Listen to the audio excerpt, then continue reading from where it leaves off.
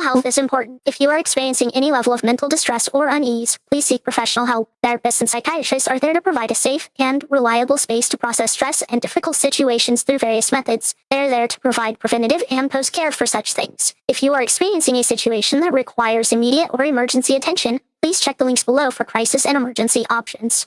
You can also find links below to charities that help children in need. Any help you can provide would be appreciated. Our social media, Ko-Fi, Throne, and Discord server are linked below as well. The Discord is a community gaming space with a completely optional section for Dungeons and Moogles. And of course, as far as I know, Power Word Meal is still going, as little as 80 cents for a donation, and it helps feed children and families in need. This one specifically, it's been organized by a bunch of the biggest D&D and TTRPG creators out there, and there is free 5.5 content in it if you do donate. And again, as little as 80 cents. There's an adventure, there's a new species, there's a bunch of fun stuff in that freebies. So not only can you get yourself awesome things for your own table and your game, but you can also help children in need. So go check that out as well. With that though, we have our recap from last session.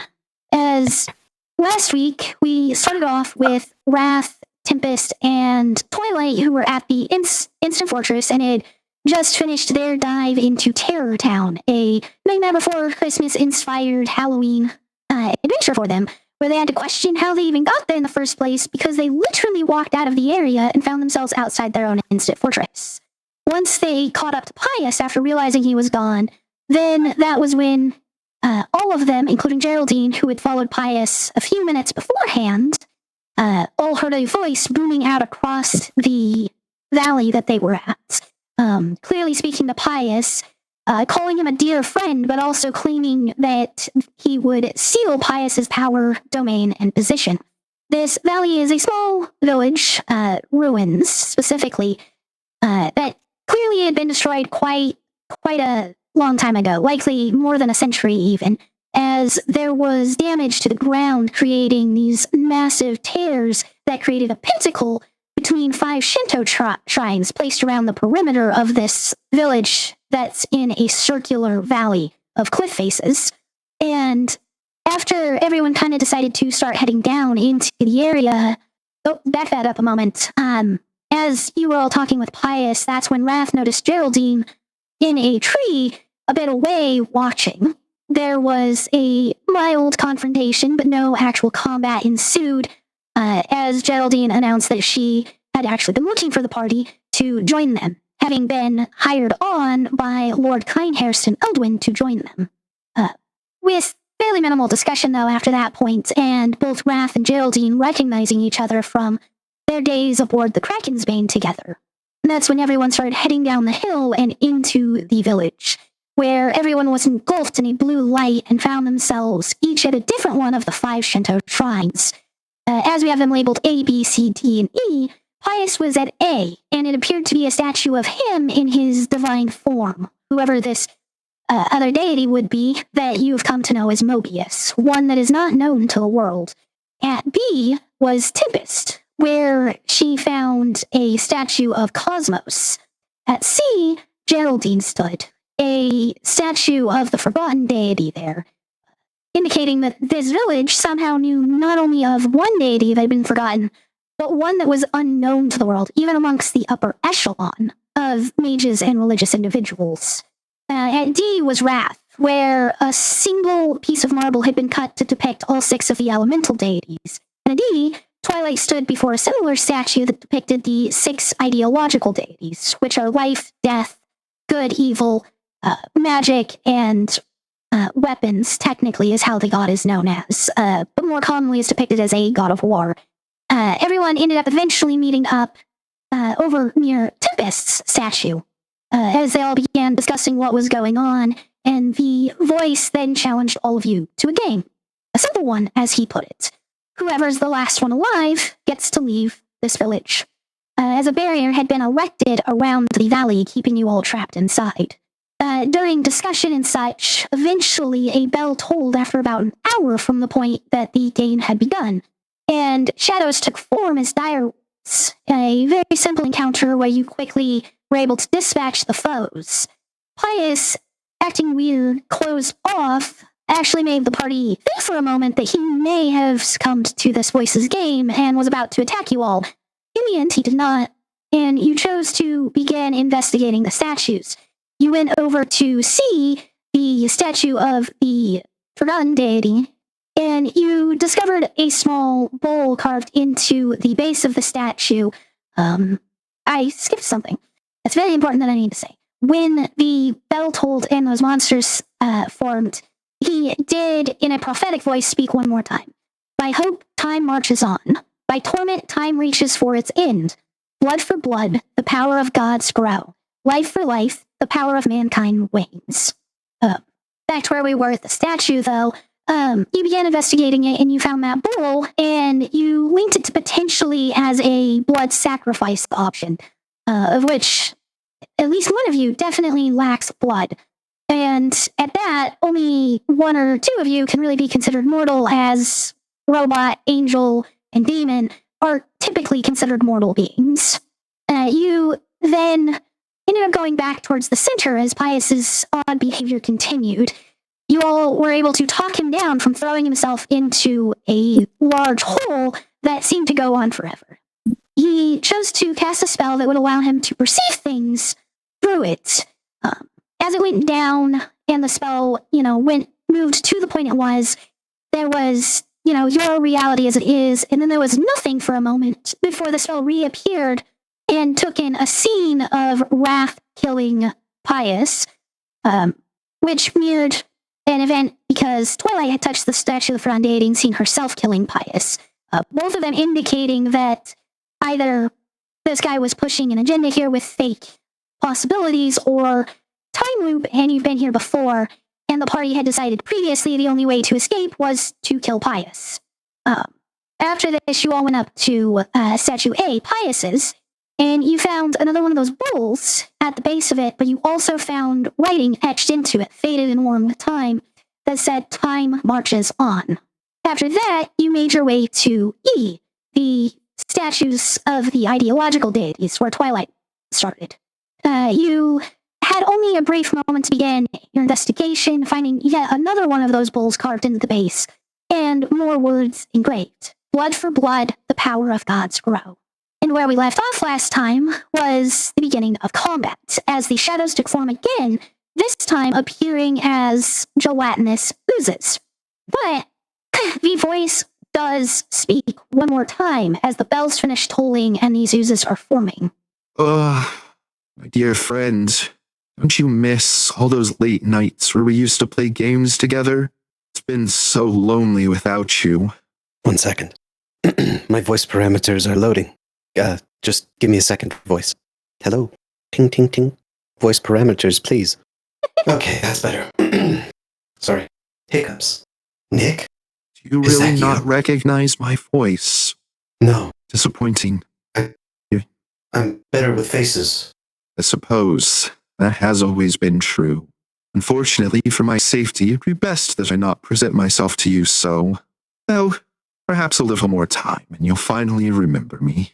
In this moment of talking, as you reply, the gelatinous oozes all make their way to you, and you all need to make dexterity saves. There are 5 oozes, and 1 went to each of you. Okay. 15. Sorry. 15? So the DC is 12, so 13 or higher, and you're good. 12 or lower, you will be engulfed by the gelatinous cube coming at you. Oh, no. And Pius got a nice 15. That should have been an 18, my bad. Either way. Even better. Tempest, on the other hand, I gotta double check. You have 5 levels in Fighter. Do you have Indomitable yet? They'll let you once per day reroll a save? Nope. Oh, how unfortunate. No. Can I forfeit my save to push her out of the way and become engulfed as a reaction? Yeah, I will give that to you. 15 is high enough for you to push her out of the way. Awesome. And you will take 10 acid damage, unless you have resistance or something I'm unaware of. Nope. So the rest of you, as they push in, are able to move yourselves and go to an adjacent space as it finishes. They finish trying to move into the spaces you were in. That ends their turn, though, and rolls over to all of you now. Which, does the engulf on the beginning of your turn or on their turn? Okay, that's what I was going to ask. And yeah, the the damage is on the Ooze's turn. Or Gelatis Cube's turn. Okay. Am I restrained or grappled or?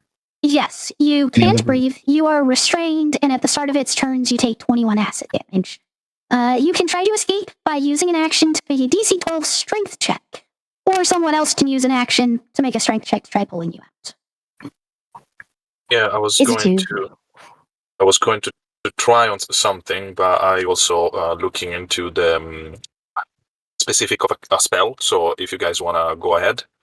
I'll go last because I imagine Wrath is probably the slowest to react in this moment. Yeah, I'm gonna take a swing with Agony. All right, the one that tried to engulf you? Yes. Okay. How many are there? Is it one for each of us?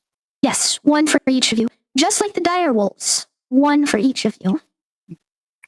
Is it too risky to try to swing on the one that's grappling Wrath? Do it.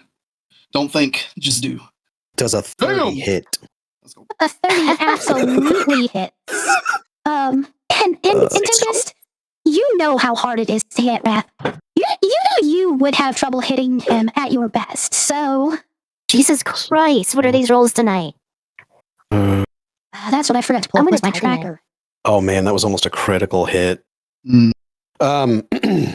So that enemy I hit is now marked, which means it takes an extra 2d8 when I hit it again. That is 14 piercing damage. 14 piercing. And because the ooze creatures are the ones I screw up resistances on. Hey, cool. It does not have any resistance immunity here. It takes that full 14. Beautiful. And I rolled a Tempest, 13 to hit the one that's got Wrath. you're good. That hits. This is a 5 foot by 5 A foot miracle. by 5 foot cube of shadow, technically. Yay. Don't forget there's 4d6 damage on that Tempest, since you have that insane legendary scythe. We should probably update the effects then, because that's what I was going off of. Yeah. I thought I did. It still says 2d6. Yeah, you need to change that to 2d6 plus 4d6. Nice. That extra 4d6 did a crap ton. Is it still fire that you have it set to? Yeah. And you are technically attacking yours, because that's the one that Wrath put himself in.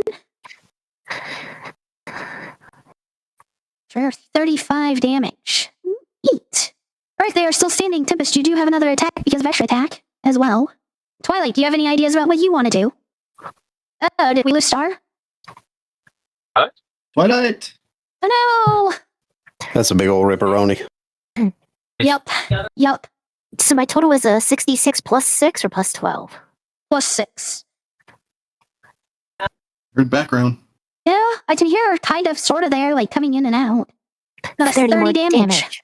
This thing is still holding itself together. Grrr. You can make a free bonus action unarmed strike if you would like. You know what? That It'll could be unlock more levels? effective. Cube or not. No, not plus 123. That is a hit. 12 more damage. It is still up, and thanks to the fact that you are wearing gloves, you do not take the acid damage as gloves, boots, you're covered. Thanks to your coverings, you do not take the acid damage as you use your body to attack this thing. Unless you want to shove your hand in at the same time for a disadvantage strength check to remove Wrath. At this point, I mean, it's pretty weak. What kind of roll is it, other than disadvantage? Strength. Strength. So it's just your strength modifier. Ugh, these rolls aren't on my side. Wrath, get out of there. Brat's actually smiling at you from there, just watching you work. God. Oh, I'm dead tonight. I'm so dead. With disadvantage, so Alright. it can be worse. Geraldine, oh, you're dead tonight. You're gonna try. Okay. Oh, you're trying? You said disadvantage. That's what the first roll was. I can't Oh, take I it didn't back notice now. the first roll. Yep. Yeah, 10 and an 8 does not pass the DC 12. So you will take the acid damage from that, which is 10. And that gives us Geraldine, Yeah. Wrath, and if Star is successfully back, Twilight. I think she'd have said something if she was. Geraldine, did you have something? I can go. I was just to wonder if Twilight is able to, speak and connect with us before I took over. here. Ellie says something whenever she's back and stuff like that. Yeah, Mm. I don't think she's properly connected again.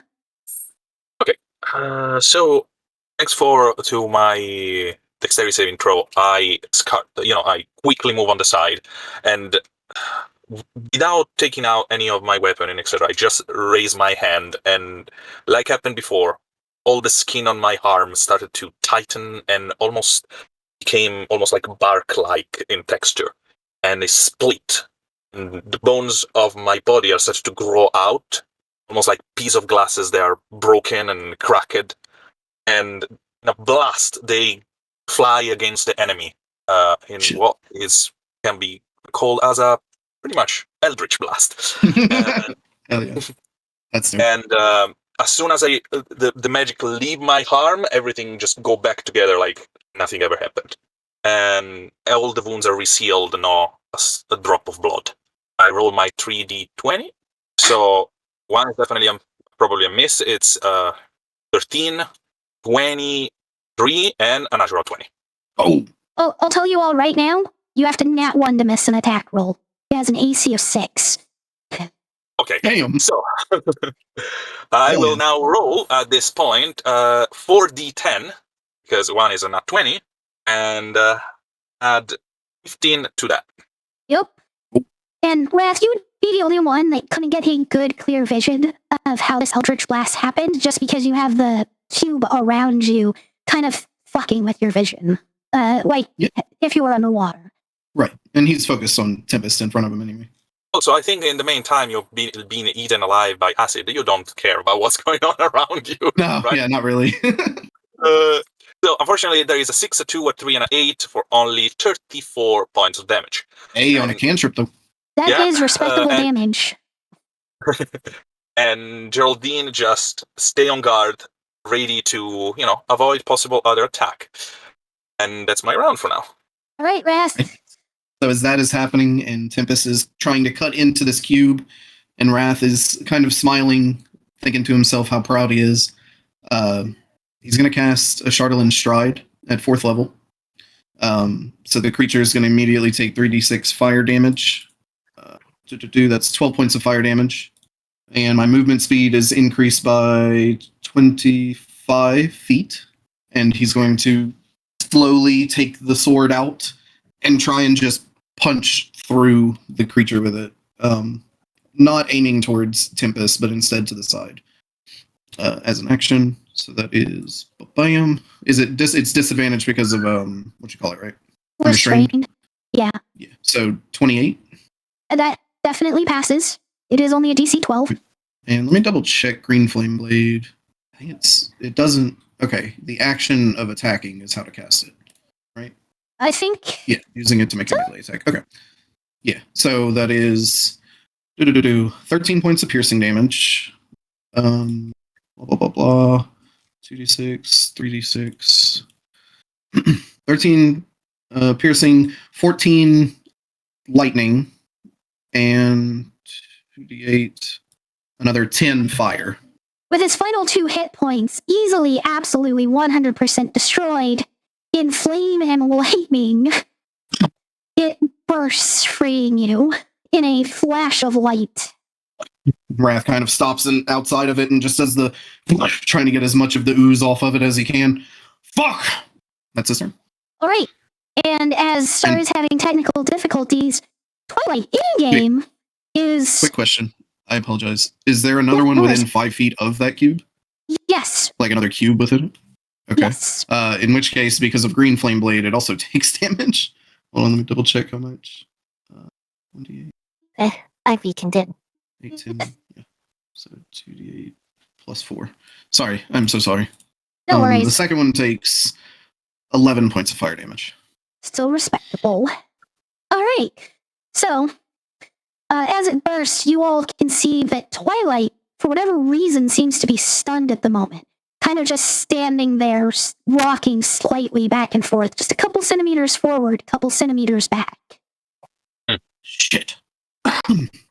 Is it recognizable? Because we've experienced each other coming in and out of those states of consciousness. Is this recognizable as that? Yes. Yes, this is exactly that same type of just in and out of consciousness. Most of the time, like, all of you will have like some type of like autopilot that happens when a disconnect happens between the real person and the Can you hear me? the heroes. Yes, we can. Hey, you're back. Oh my god, Listen, I'm Ashley, sorry. yeah. I had to get like 4 computers in order to do this. No. I literally have 4 computers. But you've also seen it where the person is completely zonked out, and that is what you're seeing. But as Star now returns to the table, and the version of her within the world reconnects to Twilight, suddenly she snaps too. Now, what does Twilight do? One of the users has been blasted away with fire and lightning, and the rest are still standing. She was gonna do infestation, but since she's known that they're prone to lightning, she does. Can she actually do her commune with nature? No. It's No.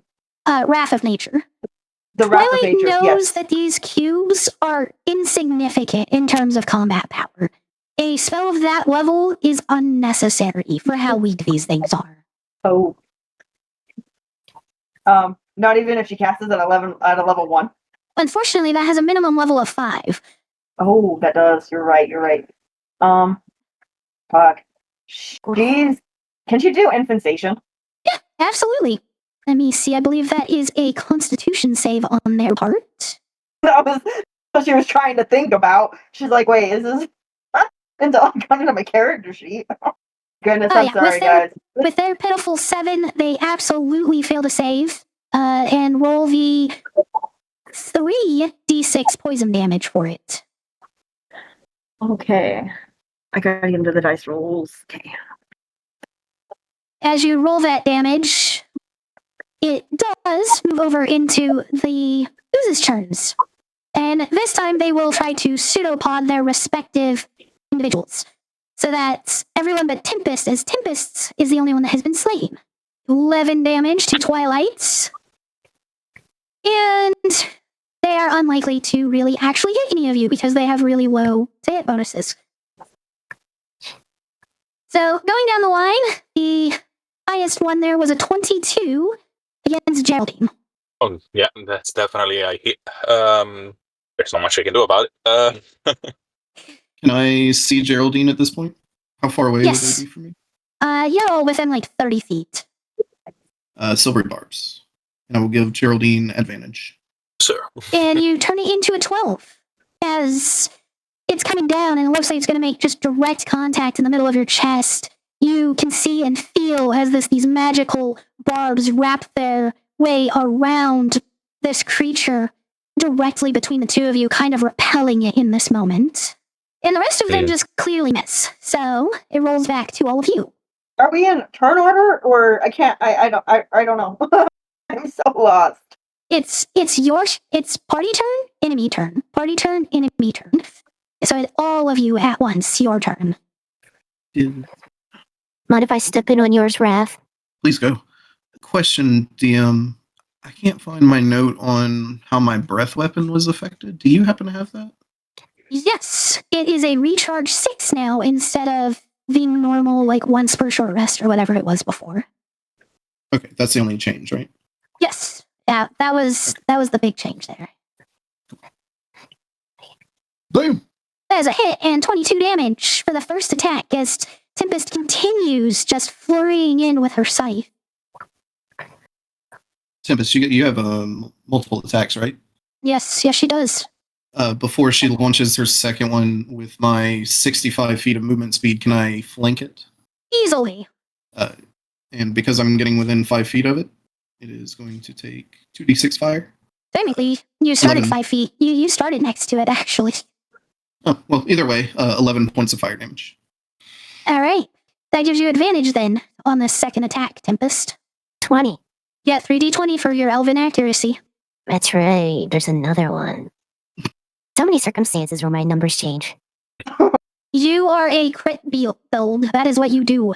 Mm-hmm. All right, only a normal hit, no crit, unfortunately. It is still up and standing, but it is clearly having issues maintaining its form. Oh, in my run right there? All right. Ice, Geraldine, are either of you going to take your actions as you reach next to your own still? Abso-fucking-lutely. Get him! Shoot him, boy! Shoot him! This time, I'm gonna break out the Zombie Slayer so I can hit it twice. Oh shit. Is that your pact weapon, the Zombie Slayer? It sure is. Oh shit. Too bad these things aren't dead, too. Yeah. Okay, that's definitely a hit. Yes, it is. I'll just roll the second attack. And there we go. Okay, roll. And it takes extra damage because you haven't marked from agony, right? Only if I attacked with agony. Gotcha. But I feel like I can do more damage this way. Okay. So that is 19 total. 19. Boom! Boom! As you hit it with this bludgeoning damage, despite being made of shadow, you see bits of it splattering off as if it were really an ooze. The shadows kind of splattering around. We have Geraldine and Twilight that have not started actions, and Rav, you've done his move. Do you want to go, Geraldine? Or me? No, after you, Twilight. You almost missed the previous round, so please. Okay. All right. I was thinking Flame Blade. I'm gonna cast Flame Blade. Ooh. Which weapon are you... Oh, never mind. Flame Blade creates a blade of flame. That's right. Damn, that's what it does? Okay, I thought I could actually... Cause I was thinking the same thing that you were thinking, is like, hey, I can actually turn my D sword into a Flame Blade. I mean, the form the blade takes is pretty much your choice, so it can still... Like, it's scimitar-shaped, but saying as your D sword is scimitar-shaped, obviously you can still make it look like that, just made of fire. Okay, can we do that? Absolutely, you have a plus 13 to hit, as you conjure this dildo sword of fire to smack this ooze with. If this were a sentient creature, it would definitely be disturbed by the insane amount of disrespect you show it by doing this. I'm gonna re-roll that. I deserve a re-roll on this. You want to spend a lucky? Yes.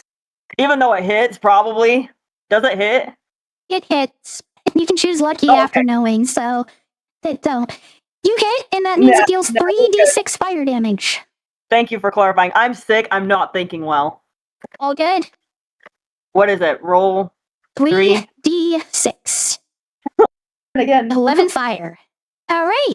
It's shedding bright light, and it lasts for up to 10 minutes, so you have this for a bit. Geraldine and Wrath, how about the two of you? You can go if you want. Mine's pretty simple. I'm just attacking the one in front of me. Yeah, please be my guest if you want to go. I can just. Also, my action are going to be very simple. So yeah, Wrath, you have advantage for flanking. Yeah, so as Wrath runs over to get that positioning on this thing, he's just going to use his sword to plunge into it and kind of run along the side with it. That's a 31 to hit. Miss. Oh, damn. 11 points of piercing damage. 2d8. Gonna use Green Flame Blade again, so as he drags it, there's the spark of electricity from the weapon itself, as well as fire catching along the sides. Is there another one within 5 feet of this one? I'm not sure how we're all stacked, really. No? No. Okay. So 5 points of fire damage, and then I think it's one day get the d6 on the lightning rate. 8 points of lightning. As you drag the blade through and the flame from Green Flame Blade kind of hit it, you can see it start to waver immensely, barely hanging on, and as the lightning bursts, so does this ooze. Nice. In that case, is there another one I can get to without expending more than my movement speed? I'm not sure how much I used to get to this one. Again, you start next to this one, you move like 5 feet. So, yeah, Okay. you can. Okay. I'll run over to Geraldine since they haven't attacked yet to try and get on the other side of that one. All right. And fire damage? Yep, fire damage from a Charlelin's. Sorry, Geraldine. Not trying to hold you up. I'm not trying to hold you up. 9 points of fire damage, and I'm going to use an unarmed strike bonus action with my claws. 24 to hit for 8 points of slashing. All right. It still stands. Geraldine, you have advantage to hit it now with thinking.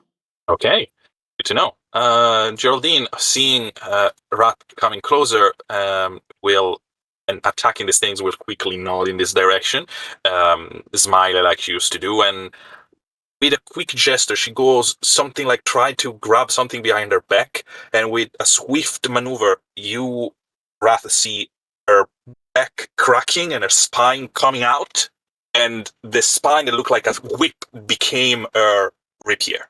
Holy shit! And she thrust into these things with her eyes literally dripping something like a black ichor on both sides.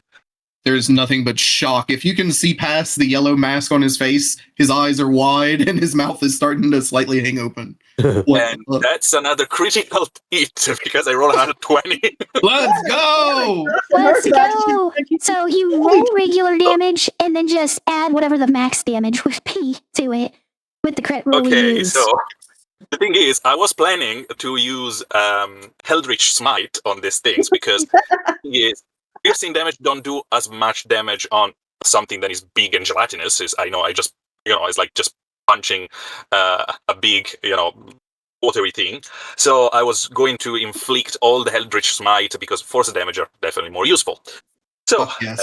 On top of that, so is 1d8 plus 5 plus 1d6 necrotic plus 3d6 sneak attack plus 6d8 force damage. Fuck yes. Type that all up. I'm going to just roll it, and we will see how much I'm going to do. Fuck yeah. As you're doing this, Twilight just slowly turns and like you can see like what the fuck look on her face. Hell yeah. Okay, and so this is my roll damage, and it's 33. Yeah. So it had exactly 33 hit points left. Okay, As you but just basically to hit it tell for its full everyone, hit points. so on top of those 33, the creature actually receive. Oh, sorry, it was not 3d8, but actually 6d8. So you need to consider this on top of that. Sorry, It's like 116. Oh, good. Is that right? Adding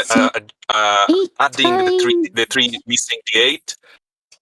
Yes. Oh, sorry. 24. That is 136 from just the crit side of it, not counting the rolled damage. Holy shit. I cannot roll correctly tonight. There it goes. So Yeah. it was 33 plus 95. I think Yeah. this thing 28. Yeah. This thing almost like just, evaporates. So. as it goes off, it bursts, just launching everywhere, exploding outward quicker than it can disappear. Everyone in the group getting splattered by the shadow that feels like just jello rolling down their faces, and then it poofs away before it can deal any damage. As this wave of shit, because Wrath is on the other side of this, as it just washes over him, the fire that is constantly emitting from his scales kind of goes out for a second before reigniting, and he's kind of left there like, holy shit. And Geraldine just turned her head, look at you, and she said, "Bloody cube are no creature, it's just out sleeping, giving hunger." Yeah. Yeah. And Wrath turns to look at the other two. Anyway, let's remove the rest. She will move towards the last one. So there's one next to Twilight and one next to Pius currently. I look at mine going, you're next. You're next. I will say Yeah. I go towards Twilight's one, because Okay. she seems to call it. And Wrath, what's your movement speed? Moment. Like, My movement is 30 feet Sorry, Wrath. without dashing. Oh, sorry, Wrath. Wrath, what's your movement speed? Because I know it's increased to at least 40, right? Who's that, me? Sorry. Yeah, yours. Currently or base? I'm sorry. Currently. Currently 65. You have enough speed to also move to either of them as part of this turn. Okay. Yeah, I'll go to the one Geraldine doesn't. I think Pius is the one you didn't go to. Yep. So Geraldine, you come up and you begin flanking with Twilight on one, and Wrath, you go to flank the one with Pius. Fire damage again, by the way. Yeah. Thank you. 4 points of fire damage. wait, with Geraldine, since she kind of backed away just a little bit as kind of like a tease, would Geraldine have advantage on it because my fire sword or flame sword is still up? Yeah, The two of you are flanking it, so Geraldine will have advantage on this one when she goes to attack it. So, It's next round. yep, next round. As there are only 2 oozes now currently, one will go to attack Pious, and the other will attempt to attack Twilight. 19 and a 6 are both going to miss, as they try to pseudopod the two of you, failing spectacularly. And it rolls back over to all of you. Get him, Pius. Okay, I'll do that. Rah! If the turn shifted back to us, it takes another 7 points of fire damage. So it's a 17 and a 20 for both attacks. So that's just your first attack, because you have advantage. Oh, okay. Let's go. Sure. Sure. Tempest, roll the which one of second the attack. 2 are you moving to? Are you going to move to the one with Pious and Wrath, or to Geraldine and Twilight? Ooh. I'm gonna move to Geraldine and Twilight. Ooh. 23 damage total. 23 damage. It's still standing, but it's not doing so great. Do you have another attack? That was Nope, both of that's- Pius's attacks. Yeah. And Tempest is going to begin flurrying into the other one. Critical. That's one critical hit. Let's go. Gotta love champion fighter. Roll that second to hit. Wait, does Tempest have advantage on this one too? Since my flame Yep. blade is up, or is it Gerald? Well, it's just because you have it flanked. Right now, there's Geraldine on one side, you on another, and Tempest on a third. For 2 critical hits, Damn. I just zoom in on this motherfucker. which means you have 12d6 plus 12 for damage right now. Hey. Pretty damn good. And then when you add the max damage for the first critical hit, or for both critical hits, you dealt 132 damage to it in your 2 attacks. Absolutely Nice. exploding it with Oh. force, just like the one that Geraldine hit, as it just blasts outwards, covering Geraldine, you, and Twilight for a brief second. And I'd say very similar to how the flame around Wrath went out, this blade of flame goes out before bursting back into existence, as the shadows then disappear off of you, leaving only the one next to Pius now. 21 to Is that hit. all? That was all my attack? 21 to hit Technically, with the blade. you have a bonus action and you can still move to the other one, but 21 Wrath hits as you strike yours at the same time the other explodes. 12 slashing, 3 lightning, 11 fire. And as the damage kind of goes off in that order, the flames engulf it, making it just vanish, shadow being illuminated by light. As it burns away, Wrath does the classic swing his blade really fast to get any kind of liquid off of it and sheets it. And I'm smiling at is over Geraldine and now. Twilight. Actually, you can't see me smile. Never mind. Yep, because you have a big ass skull on your head. Well, that was fun. I'm following Geraldine. This entity is taking us seriously. Doesn't feel like it. Maybe they're just trying to slowly ramp things up. Or I'll make us tired. Could be. We should try and conserve what we can. After half a minute or so, the flames die down on Wrath. Geraldine, Right. you've had this moment right now with Tempest right there, being able to see her very up close, personal, even in the dim light of the night.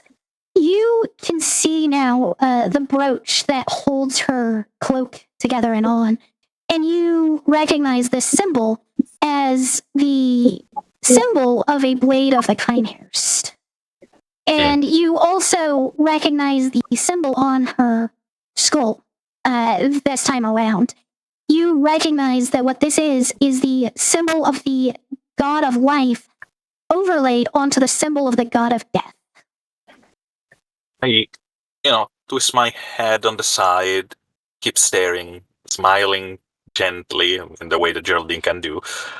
So it's quite creepy.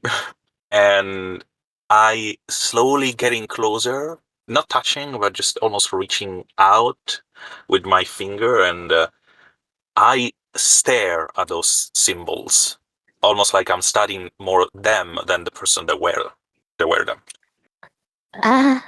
Cool, yeah, good fight. Is there something on me? Nothing. Just curiosity.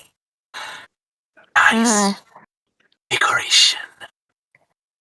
Thank you. She rushes over to Wrath and Pious. I follow her with my eyes, and while I just look, almost like snap out of it and look at the rest of the team. So, shall we continue? You're asking me? Asking everyone. We should investigate and resolve those riddles. Yes, I we agree. should. Gotten the inscription off of this one, blood for blood, the power of the gods grow, which was the third line, if I'm not mistaken, in what was told to us at the beginning, which is confusing considering the order everything is in. I'd like to go back to the forgotten deity and see the inscription there at least, but if there's anything else someone wants to look for here. I don't mind, because every one of you had a vision when you touched those statues. I will try one. I didn't have a vision, but be my guest. I am going to touch, because we are close to them, the goddess of death. As you touch the goddess of death, your vision's a bit different than the others. You're not seeing an instance of all of you here, nor are you seeing some extraplanar entity. What you see is the goddess of death herself, her face masked by the shadow of her cloak hood pulled up. And other figures begin to fade in and then fade away after a couple of seconds. Each one of them, either an individual you don't recognize or one that was known to be an agent of the goddess of death, a high-ranking paladin, cleric.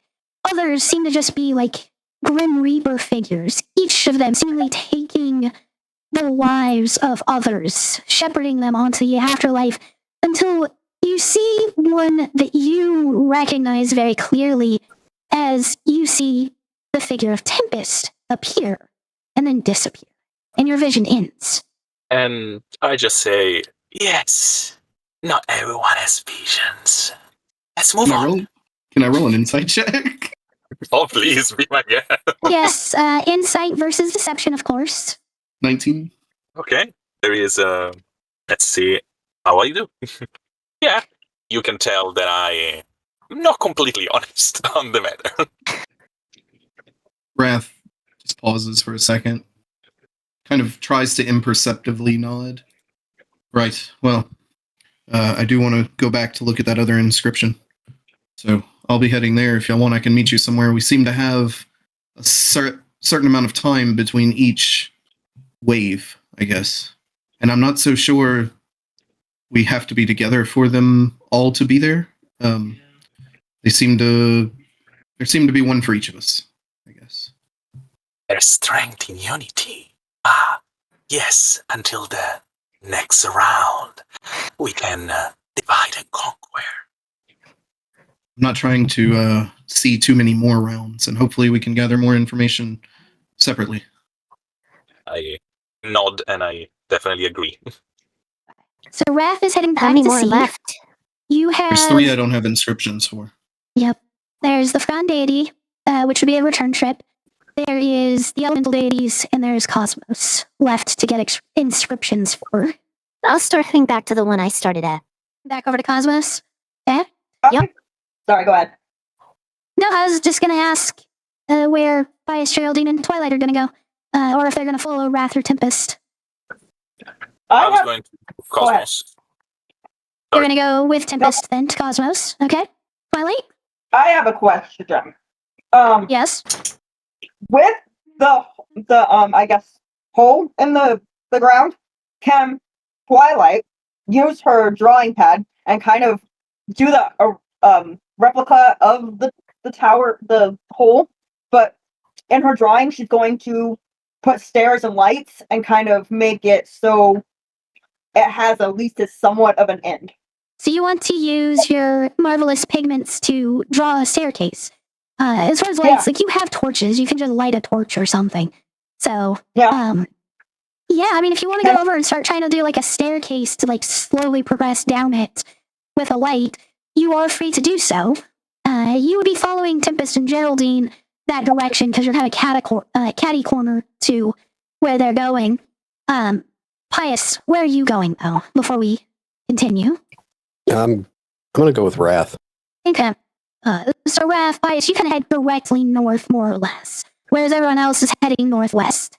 So Tempest and Geraldine, as you're passing the hole, you notice Twilight stop and pull out these pots of ink and a brush, and you see her kind of start drawing what looks like stairs at the edge of this hole in the ground. And I, move here to, crouch down close to Tempest and whisper, "As he does this often." Yeah, we don't question her as much anymore. Yes, thank you. We should just let her do her thing. Absolutely. There is so much we can chat about. Do this? Probably Twilight, not. you're going to be there for a bit. And no, you Okay. can't hear them because they're basically whispering to each other, walking away from you at the moment. Tempest, Geraldine, are you going to make separate perception checks trying to read the text, or are you going to do a help action and one of you rolls with advantage? Actually, if I understand correctly, the text is a little bit hidden partially. So Yes. can I use, try to use my size and etc. to grab the statue and pull it slightly in order for Tempest to read it better? So the statue's not the issue. It's more that it's worn by time. Like dust and dirt have gotten in a bunch of the cracks. The wind has blown and slowly eroded it, and that sort of thing. Okay. So it's more like just clean it up and make it visible more than actually just move things around. Yeah. I'm trying just to give her, to help out and to give her an advantage on the roll. But if you want me to roll separately, I'm happy to. It's your choice whether you want to do advantage or separate rolls. Completely on the two of you to decide. But if you're choosing to try to give her advantage, then that's what we'll go with. Tempest, that gives you advantage. Perception check. Of course, you two are free to discuss during the couple minutes of travel and even while you're trying to read it as well. So before we reach the place, Geraldine that is slowly walking behind you, just casually said, "So, Goddess of Death, interesting choice. Mind if I What? pry?" I mean, go for it, though. Honestly, I don't know much about her. Ah, not even the fact that you are the list of their champions. I'm sorry? No, nothing. Maybe I was mistaken. She just Did you see something? maybe. Do you want to share something? I could probably ask you the same thing. Oh, I mean, I'm an open. After all, my path is pretty clear-cut, as far as I'm aware anyway. But Goddess of Death is a bit of a stretch, isn't it? Isn't it? You wear some of her symbols. Yes, you put another deity on top of it. They are, I will say, two faces of the same coin. So you could see Tempest's eyes through the skull, and she is genuinely looking with curiosity. You mean the symbols on the skull that I put? I just slightly nod. I'll be honest, I didn't really have any goal in mind when I did that. It's just something. It's kind of something that felt natural that came out of me when I put it in. Almost like gold.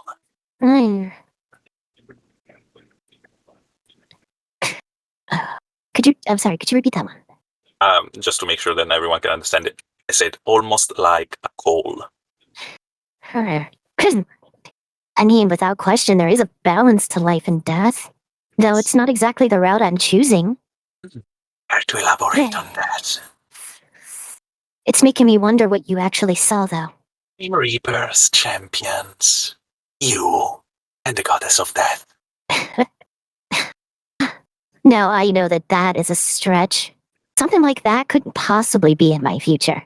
It's entirely. Sorry, we are not there yet. I will say this. No matter what path you are going to choose, you need to face it one day or another. Just make your mind clear on what you really want. I know what I want. It's going to be the fall of the Kinehurst. Nothing is going to deter me from that path. Geraldine, that does strike you as a little odd, because you know that this whole journey these heroes are supposed to be on was orchestrated by the head of the main branch of the Kinehurst. The Kinehurst amongst them. Can I roll an insight check on what she just said? Go for it. It's on the highest, but So, a good 15. with a 15, you, and having seen that she herself is a member of one of the side branches of the Kinehurst family, you can see the flicker of anger, of resentment in her eyes, that the life she's led as one of their soldiers is amongst the greatest of her pains, and that she has resolved to make sure no one else has to suffer through what she has because of the Kinehurst family's decisions. That she is a turncoat and a traitor, but that she has not made that known to the Kinehurst yet. I crouch down just to not be in my usual imposing figure. I mean, I'm almost 8 feet tall at the end of the day. And almost like a, scarecrow with my very long limbs and my weird pose and etc. I look directly into her eyes. Whatever you choose, it's going to be there, because that is the path you are following. Huh. Good luck. And I stand up and I move towards the statue. So at this point, now that you are actually stopping to look and read, with your roll, Tempest, of 22, it takes you a moment to kind of work through it as Geraldine's trying to help and rub off some of the dust and hopefully pull things out of the cracks to make it more legible. And that's only 2 words. By hope. I heard hope. Could you please repeat the previous one? By hope. Thank you. Well, that's not much to go on. Right. Maybe the rest of them are going to be more lucky than us. One can only hope. I'm sure Wrath and Pius will find out a good bit. At least, well, we're gonna find out. Do you want to touch this one too? Sorry, what? Do you want to touch this one too? I did before, but it really didn't show me much that I could figure out. I just nod and I put my hand on the statue. You Probably on put you put your hand on the head of this statue, and what you see this time is a very, very brief image, only lasting a few seconds, as if the background to this person you see simply doesn't exist or has been erased. And you see a woman with dark hair down to about her armpits. A human, a Nuri, as they're called in Maluviette. And her face is fairly masculine, though. As if, if you only caught it briefly, you might think this woman a man. The biggest feminine feature happens to be her breasts, which are fairly large for her frame. And that's all you see before the vision ends. Just a still frame of this woman.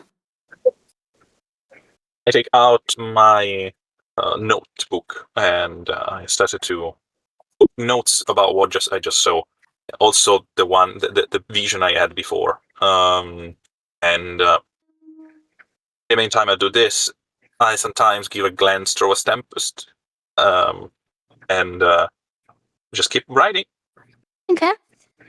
So, at the point for the rest, for you two, the time, it's about 25 minutes since the last fight. Over to Wrath and Pius as the two of you approach the Forgotten Deities statue. Are you going to make separate perception checks or one check with advantage? You're breaking up, Jess. I'm cutting out. You're popping a lot. Better? Okay. Wrath, Pius, as the two of you reach the statue, are you going to make separate checks or one check with advantage? What's your Wrath, investigation, Wrath? I'm sorry. Is this the same instance where the writing is just faded with time and erosion? Yes. And it's like, chiseled into the stone. Is that right? Yes, it is chiseled into the stone. I'm not sure how this is going to work, but let me try something, Pius.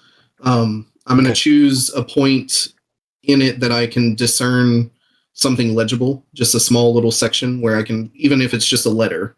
And I'm going to pull 2 stones that I've kind of tied towards my robes, just in decorations, and hold them to it. And I'm going to cast Mending, and I want to see if it goes back to the writing or if it takes away this letter that I recognize. The lines on this letter, you see the stone around it begin to kind of reform, creating deeper and more legible cuts as the letter does indeed repair itself. Perfect. Give me just a moment, Pius, and I'm going to try and mend the entire place where the writing is. Pius, are Even you if it going to takes join in the multiple- mending? Yeah, I'll put some mending into that. Mend So with the me, two of brother. you, it only takes 2 castings each for you to kind of cover the whole area here pretty easily and quickly. No Yeah. check required now that it is completely legible, as the line that's written on it is, "By torment, time reaches for its end." So, this is, if I'm remembering correctly, this is the second line in the prophecy that was told to us, which would mean the prophecy would be reading from the top of the star clockwise. So, we know time marches on at the top. By torment, time reaches towards the end. Blood for blood, the power of the gods grow. And we have 2 more. We have the entirety of it, I think, unless it changes. In which case, we can try and figure out what the difference is. Maybe that'll help. It's just also strange. Why does this all seem so familiar, but so unknown? I'm Rather, racking my brain. I feel like I've been here before. When? I don't know. What's that feeling that Nori get? Deja vu. Yes. I feel deja vu. About 20 times over. I don't know how else to explain it. We don't know. All I can think is to get the rest of these inscriptions and try and make heads or tails of them. Everything else feels like a gamble. Yes, and we're certainly not going to hurt each other. Wrath kind of looks over his shoulder at you. I won't let you. Don't worry. No, I'm more concerned about all of you because most of the visions are. Never mind. I won't let Right. you either. Figure this out, Okay. guys. I know. I just, it's this sucks. This sucks, Wrath. Yeah. Come on. Let's go back to where I started, I guess. I'm curious to see if the pattern continues. Okay, I'm right behind you. Okay, so back over to Tempest and Geraldine. You do notice that, like the other ones, there's that bowl as well carved into the base. But now that you've gotten the text, is there anything else you want to do here, or are you going to head somewhere else? I look at Tempest and I say, "Mental ladies, I'm sorry? do you want to go and check the last group of statues?" Yeah, we might as well. We're almost done here anyway. Yeah, there's not much to do except I see those androgynous figure, Interesting. and I can say much about it. Never seen it in my whole life. Hmm. And I start to move in the direction of the elemental ladies. I follow behind you, but I kind of mumble to myself in deep speech. Such useless statues. And in deep speech, I answer, "You are right." I stop in my tracks and just stare at you. I keep moving because I'm in front of you, so I don't see what you're doing. Yes, and then just mostly to reiterate, both of you are quite aware of how impossible 2 people in the same place could even know this language that nobody knows, a language that does not truly exist within Maluviette, the Eldritch tongue. Yeah, let's keep moving. Nice for catching up. I look back in our direction. I slow down with my stroll just to make sure that we go at the same pace. And we need to have a long chat. But not now. Other matters are more important. Yeah, you're probably right. A lot more questions than answers at this point. Too, my dear. Me too. So Rathpice, I'll keep because going. you're going, Rathpice, since you're going from ground deity over to the elemental deities.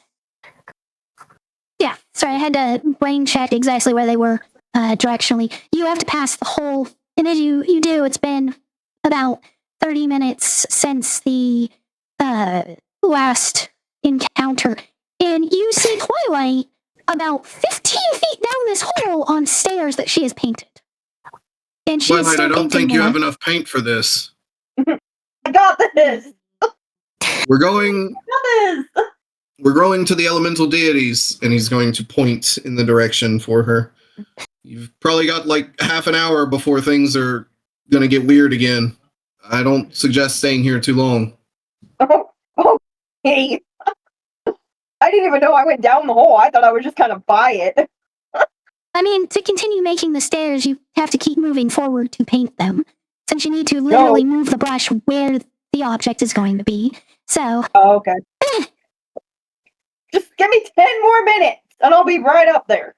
I told you where we'll be. And Wrath is walking off. I got this. I can do it. I can do it. okay. So, Rathpice, you two make it to the elemental deity statue first, but you can see Geraldine and Tempest getting closer. They're not very far away. Oh, Do you two find anything? just the inscription. Were we supposed to look for any pious? Were we supposed to look for something else? No, I think that was it. I found a June bug. Oh, already more interesting than ours. Looks Yeah, at Gerald. I tried to pet it, but he didn't make it. Going the pages of my notebook to Pius, you can see that I scribbled down on the side by up, and with one of my fingers I pointed at it. That was it. Nothing. Ars said, by torment, time reaches towards the end. Sound like a prophecy. Well, it sounds just like the one that was told to us at the beginning. Can I make an intelligence check, Jim? What is your goal for this intelligence check? Okay, the player has an idea, and he wants to discuss it with the rest of the team. I don't want to, use my meta knowledge Hey, without reason. fair enough. Fair enough. What's the idea? You can go ahead and make the intelligence check. It just is going to help me set a DC more than anything.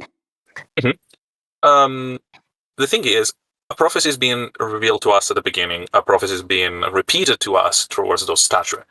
And we are moving towards this prophecy. It's like we are doing those steps. It's an auto-fulfilling thing. We are keep doing the same things over and over. And like what the other character told me about Pius, it's probably related to time and him and etc. Almost like Anuroboros, who has snakes that bite and eat itself. And Geraldine want to propose the fact that we need to break it. Okay. Yeah, go ahead and with that 15 or 6. That's a thing. Yeah. So Geraldine is still thinking about it. So you're thinking about it, and kind of the only conclusion you come to at this moment, at least, this sounds like a prophecy about the world itself. As if to say that the world will end in torment, but hope will save it. The question is, who is hope between us? Please, guy. So yeah, all of you are there at the statue now. You can tell Geraldine is in deep thought, but still actively paying attention. Is that including me? Or no? No, not you. Okay, because you said all of this, and I was like, oh, well, I guess I stopped drawing. You're right. Everyone except Twilight is there. Okay, thanks. I'm just curious. I'm going to take those 2 stones off again, and I'm going to start mending the statue. Okay. Yeah, it only takes a couple minutes, again, like the other one.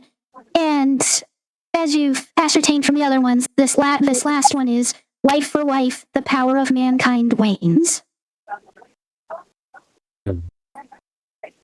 I hope time marches on. By torment, time reaches for the end. Blood for blood, the power of the gods grow, life for life, the power of mankind wanes. And like with the other ones, there's still that bowl carved in for offerings as well. I have a couple of ideas, but I'm not sure about any of them, honestly.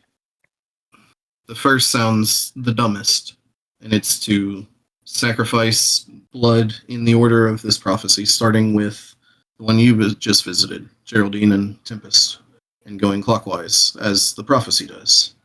The second one would require us all to have a hope fragment, which I don't know if we do. In fact, You I have the think necklace. yeah, and I think I only have the very big one. Yeah, you have the hope trump that was formed from putting the fragment and hope together. Pius, And you the should have necklace for one hope Tempest. fragment as well. And I believe, actually, I think Twilight has two. I only have one. You only have one? But Captain Flowers, I don't know how many he has, but I know Captain Flowers may have a couple. Too bad you can't get to the good captain currently. Right, which is unfortunate, but I know I only have one. That's all I've got so far, though. As everyone kind of stands around quietly contemplating, Wrath looks back over, and we're at the statues that portrays Risha in them, correct? Correct. He's just going to walk over and place a hand on her foot and offer a silent prayer.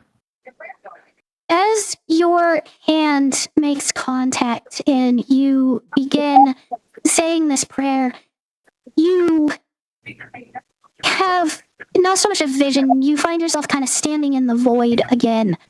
And you can see Risha like a 50-ish feet away, and it's almost like TV static.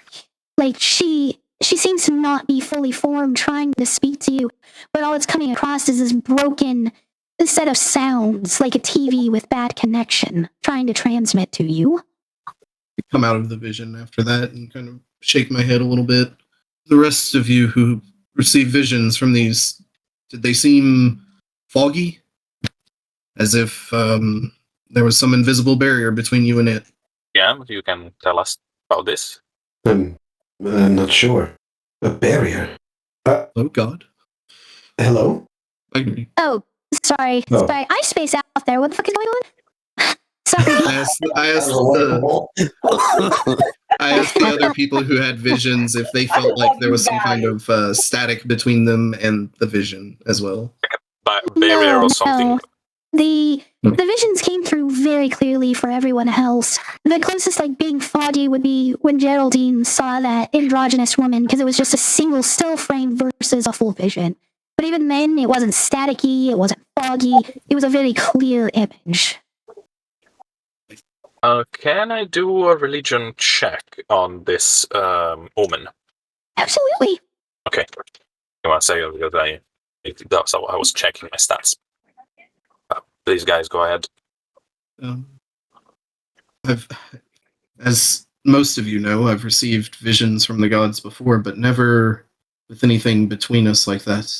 It makes me think there's a different angle to this, that the gods are being kept out of this place, or being used to power this place. Geraldine, with that 10, you know that the gods themselves don't do a lot in the way of interacting with the world. They have clerics, they have paladins, but they don't take direct action.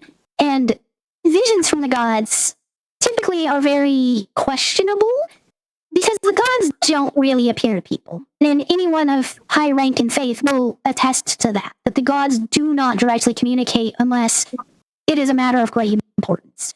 But those visions, when they do come through, are always very clear because these are very powerful beings. The only thing that could get in the way would be a significantly powerful barrier.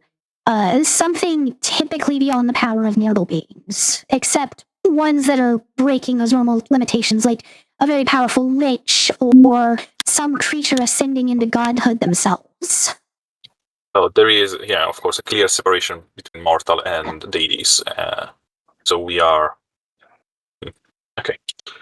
Geraldine is scribbling down on a note the whole omen. And so, if you look at what is being wrote down, compared to who is the god related to the there is a kind of another message there. Creation persists because hope fuels reality, like a spark. Times march on, event carry on and almost repeat itself over and over. New war, new conquer, new building, something that has been done over time. And there it is, the torment, held to reach its end, corrupt and destroy. That's where I'm thinking. If this was a nice and simple circle, now you should go back to hope in creation. We have those are the line, blood for blood, life for life, and the power of mankind. There is an imbalance. Torment, keep the scale. Twilight, you don't hear what's said, but this is when you walk up, knowing that the hour is coming close. So, an unbalanced cycle ending in destruction. Are you guys talking about my staircase that I just created? Gosh, you guys don't support anything I do. For good reason. My curiosity, maybe, is what is tugging me along, but I want to see this cycle to understand it more. And it keeps drawing my interest, probably poorly, to start with Cosmos and Sacrifice. I don't know what else to do, though. How else to break this cycle? Wait. We're supposed to kill each other, right? That's what was proposed to us. I'm a fucking idiot. I could have just drew all of us, and we could have killed the mimics, or the I don't think you can draw anything alive. Huh? Correct. You don't think cannot you can draw draw living something- creatures. Oh. On the other hand, corpses are very well known to be treated as objects in this world, at least Yeah, I by was the gonna say considerations this. of magic. So you could Well, I draw could've- corpses of everyone. Ooh. I think I have enough paint for that. How much did you use on your staircase? Not much. You have used about a third of the total paint at this point. Between the feasts and the staircase, these pots are not small pots. Like, they are very large in reality. But, yeah, you've used about a third of it so far.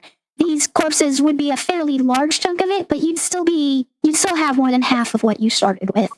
What are we going to do with them, though? Throw them in the hole? You think that's what it wants?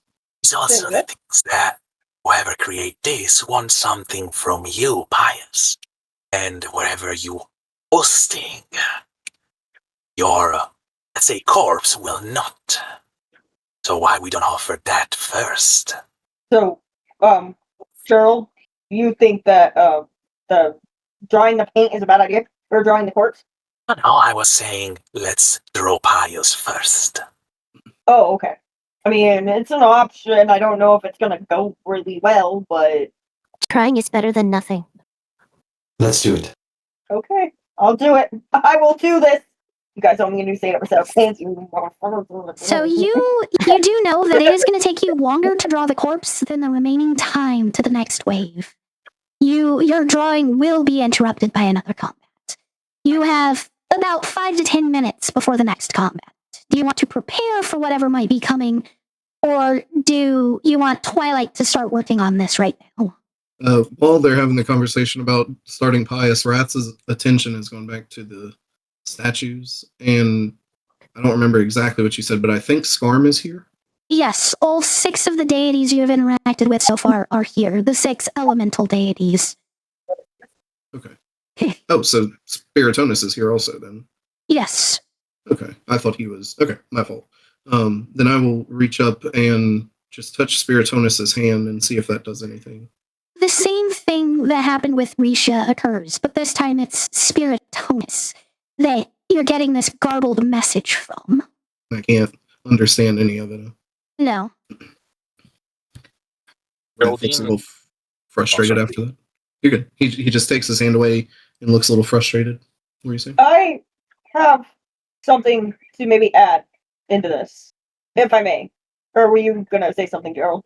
Oh, I was going to say, let's preserve the paint after the fight. I agree. I was thinking if we have learned in the past that our power is better when we are united. What if we all held hands and we all touched every single statue? Like, I can levitate all of the statues in one room, and we can just hold hands, touch each statue, and see how that goes. Let's try with this one right here, just before we go to fight. Yeah, we can try it, but I think we need all the statues in the room in order to do it. There's 6 here. We could touch all 6. Okay, Or let's 5, try I'm it and sorry. see. It's We can 6 touch 5 of them. statues and 5 of you. I reach out to grab Twilight hand. Okay. And So- I reach out to grab. Go ahead. So what I want to know is who is leading the merge cast, so to speak. Since you're all trying to weave your power together, who is leading this? Who is trying I to would- coordinate the movement of magic? I would vote Raph. I think it's Raph. Because he has the strong. Because he's done this before with all of us, I think. Or was it Pius? I get you guys confused. Raph had led it. channeled it previously. Okay, I think Raph should lead it. But that's just me, and I'll stop talking now. Because I feel like I'm taking charge of this whole situation. You're really not. It's okay. I can if you want. All right, then that means everyone needs to roll an Arcana check. I don't know what my Hey. Arcana is. Sorry, kitty. Let's pull up Twilight's Arcana. So essentially, Ugh. Raph is the one that has to beat the DC as it's set, and everyone else, the average of your rolls will set the DC. Which we've got a 9, 7, and 11. Natural one with an Uh, 11. Let me check on something. If I can do anything about And that. Twilight has a +4, making hers 21. I think we Thank want it you. low. I think we want it low, if I'm being honest. So Yeah. because this is a cooperative action, high is still better because it's 30 Oh. minus your average. So the higher Gotcha. it is, the lower the DC. Understandable. So are we striving for lower numbers or higher numbers? It's Higher. higher numbers. Higher And number. Twilight, your 21 really helps bring that curve up. You're welcome, everyone. So was there Thank anything you. Geraldine can do to pull it up? No, at the moment, it's like the energy, the arcane energy that passed through Geraldine is almost like it goes through an empty vessel in some kind of way. Okay. Raph, what is your Arcana? 18. Their average was 12. The DC was That is 18. It's difficult, go. Oh, wow. and you're not used to Geraldine in particular and her magic. And as it's all flowing together, your magic collectively begins to feel very hollow. And then you feel another presence in the power that Geraldine is putting through. You can't tell what it is, but it seems to almost stabilize her power just enough, Raph, that you can focus it, and all of you are channeling it together as a single group and entity. It is stable for the moment. So did we pass? Yes, just barely. Yes. Who is reaching out to touch a statue, and which statue is being touched? As Wrath is pulling all of everyone's energy towards him, he's going to reach out and cup the cheeks of Risha. And he's going to whisper, possibly louder than he wanted to, please don't abandon me now. As you finish speaking and your hands make contact, you all find yourself standing in the void, this 50 or so feet away from Risha, her image static, garbled, the sound coming through. But as your power together culminates, you feel like the veil between the two of you begins to break, her form taking shape properly until she is crystal clear. Gotta get to the right voice, though. Oh, it's taking its How time. are you feeling through all of this, Jeff? Like, Wrath, never. I would never abandon you. There is a barrier keeping us out, keeping us away. This connection won't remain stable long. This Can we break village. it? How, I cannot be completely sure, but I can tell you what destroyed the village. A ritual was cast. 5 of the most powerful and well-trained samurai of this village. At the same time as they recited that prophecy, they spilled their blood into the basins. It was supposed to grant them power, elevate them to the divine, but their souls were not ready. The power burst. It tore through the village. The ritual was correct. They simply were not strong enough, though. And the suffering here. I'll make sure of it. I have faith in you, in all of you. You have proven yourselves time and time again. You will succeed. I know it. The connection breaks, and all of you are now standing at that statue again, as you hear the bells toll again. 1, 2, a third one rings out, and the shadows start to take form again, as you hear that same male voice echo across the valley. My friend, how I've longed to be reunited with you, to never lose you again. And yet here you are, no memory of me. You do not recognize my voice. After the countless hours researching, trying to find the answer to save this world that was falling apart in our time. I never want to let you go again, and I won't. Wait a minute. Hold on, 1 second. Where's... I don't think I wrote his name down. You can describe. Damn. What was the name of that scientist that knew Amy? Dr. Druindar Rifle. Druindar. Is that you? You do remember me, at least who I used to be, for that damn tear in reality that split me in two. It doesn't have to be change this what way. I have to do, though. But why? Because your power is the only thing that can stabilize it. The only way I can control time and I can set things right. And with your power, you will be with me, and we will be together forever. You see the shadows finish taking form as he finishes speaking. This Damn time, it. another enemy you recognize. The flail snails from when you were in the caverns. The ones where some rooms were freezing cold and others were blindingly hot. Oh, I hate these motherfuckers. The ones that could reflect magic. Oh, I hate them. So, these flail snails have finished forming, one next to each of you again. This time, unlike the previous times, they're right on top of you, not at a slight distance of like 5 to 10 feet. And as you were talking to the voice, I gave them their opportunity to make attacks. Now, each one of them gets to make 5 flail attacks because they still have 5 tentacles each. So what I'm going to do is just roll 5 attacks, and each one of you is... all 5 attacks essentially are being compared to each of your ACs. I'm just rolling all of them at once in that sense. Okay. So they have a +5. 23 is the only one that might hit, and that's 23 against Twilight and a 23 against Geraldine will hit. Otherwise, all of the other attacks miss everybody. Can I have a reaction to this? I think What I would your have like a reaction bonus be? to only take half damage. That is only for elemental stuff. That's absorb elements. This is just straight bludgeoning. You're getting beat down. Can I use my shield? Your shield is already a part of your AC, which it has hit, with only 1 of 5 attacks. So, that means Geraldine and Twilight each take 6 bludgeoning damage. Oh, that's not bad. Okay, 6 bludgeoning damage. Okay, good. It's only 6. We're not gonna die. Yeah. Now, it's weak. Each one got 5 attacks. Like, 30 would have been a lot if a whole bunch of hits occurred, but... Nah, they didn't really do that. So, it's now all of your turn, as the voices clearly faded away, and the snails have attacked. Wrath, still watching the statue as the snails attack, kind of just jukes to the left and right to dodge.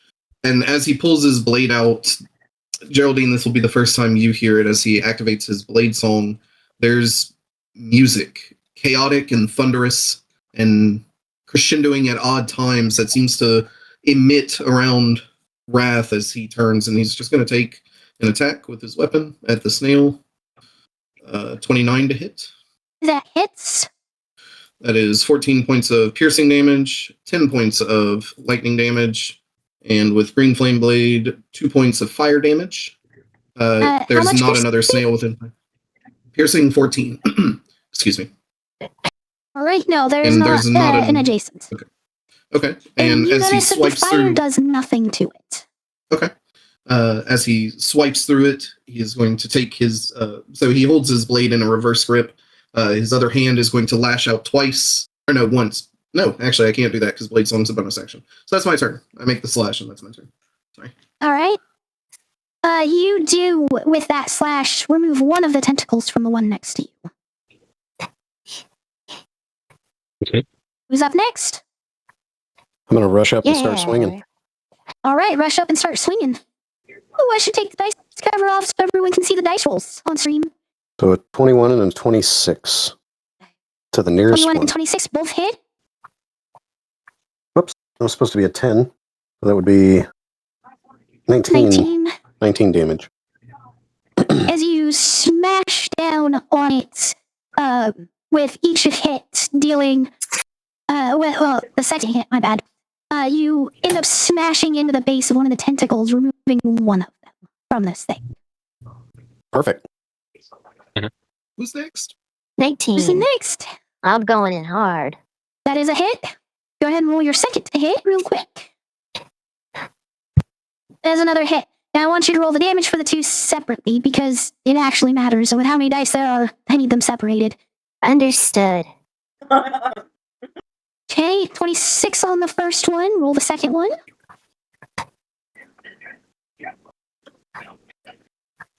22 on the second. It is still standing, but with each swing of your scythe, you remove a tentacle. Okay.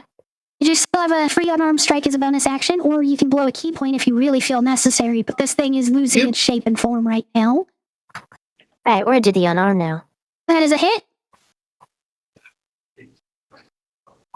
Okay.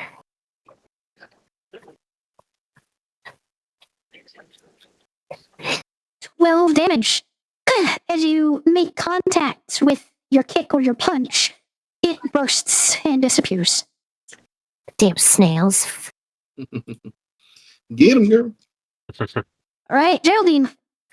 Geraldine became three of them, with skin, face, everything thicker for a moment and separated into copies. And each reflection that step out of her body seems almost like a version of herself that decayed a little bit more. It's hard to tell if they are exactly the same person or just a copy. And each illusion move almost like an alpha second out of sync. Give it the feeling of rigor mortis over body the twitch. And I cast on myself, this Mirror image. mirror image. Thank you. It's just I have a lot of notes about how I call my spell, and I forgot the real name of them. Hell yeah. And after that, all of the three of them all together just try to pierce against the closest snail, and I roll my attack. 15. 15. You catch and just glance off the side of its shell to no effect. So close, but your angle was just a little bit off. Yeah, the tip of my rapier just bounces off on their shell, and a little bit disappointed. The three Geraldine just look at the creature, and next. You're up. She hates these things. I hate them. Can she actually just use the wrath of nature and just smite all of them, please, for the sake of her sanity? She just hates them so much she's willing to burn that 5th level spell slot on them. Yeah, she hates them so much that she's just like, I want to burn it. I don't care. You know, I can't even argue that that's very in character. Twilight. It is. These things, really they is. messed you up really bad last time. I mean, her Wrath of Nature should be a legacy, a legendary right now because of how many times she communes with nature. All right. Do it. Let me double check. So there's grass and undergrowth everywhere, so everything within the range, which is a 60-foot cube, basically taking up the entire area that all of you are in right now, is now difficult terrain for the enemies, not for you guys. The trees, there aren't any trees, so nothing that. Same with roots and vines, not really here. I know there'd be roots and vines. They're dead, but they are there. The trees themselves are gone at this point. And there's definitely rocks. So at the end of your turn, one of the creatures in the area has to make a save, and you can use a bonus action to launch a fucking rock at one of them. You're breaking up, sweetheart. What did you say? At the end of your turn, one of you have to choose one to make a save, but right now you can use your bonus action to literally throw a rock at them. With a lot of force. Very magical rock. Magic stone. Do I roll my damage? Roll to hit first. It's with your spell attack, so you have a plus 13 to hit. Really? I thought it would be more because of how many times I commune with nature. I mean, plus 13 is already an insane number for a typical D&D campaign. Yeah, I guess. That's true. You do have disadvantage on it, though. So you need to roll twice and take the lower. Which, like, I don't think you can roll lower than that. So the 15 was the one that has to be taken because of the disadvantage from an anti-magic shell. So roll a d6 now to determine what happens because the attack missed. 4. Nothing else happens. It just kind of gets repelled by the magic of the shell. I hate these things. Now, which one do you want to make the save? The one next to you or one of the others? One next to me. Okay. It is a strength save. They're not too bad at that. They're not great, but they're not bad. It will pass because it knows I hate it. It has to roll an 18 or higher to beat your save DC. It fails. Oh, shit. Which means that as the roots in the area spring to life around this one next to you, they wrap around the snail, gripping it and holding it in place. It is restrained. That would roll back to the other's turns. What is that other thing that it can do? Alright, all of you need to roll a wisdom save. As all 4 of them, even though made of shadow, begin to illuminate and let off this light that's just shifting through all of the colors. Dude, I'm good. 26, 28, 23, 20. The DC is only 15. Raph, what's your wisdom save? Double checking to make sure I don't have anything to bump this up, but I don't think I do. That's an 8. That is an 8. So you will fail on this. You are stunned until the light ends. Until what ends? The light. And it ends at the end of the snail's next turn. So essentially just your next turn, Wrath, you are stunned. Okay. Does stunned incapacitate? I cannot remember. Let me pull it up. Come on, load. Of course it doesn't want to load. There. Going to a different page to pull it up. Stunned. Creature is incapacitated. Automatically fails strength and dex saves. And attack rolls against you have advantage. That also means my blade song ends. That is it for the snail's turns, though.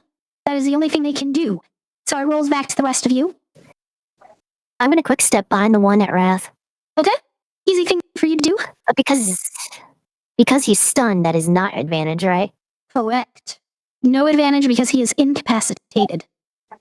That's a hit for the first one. And that is a miss on the second. Damn. So roll that damage for the first one. The one that hit. 27, still big number.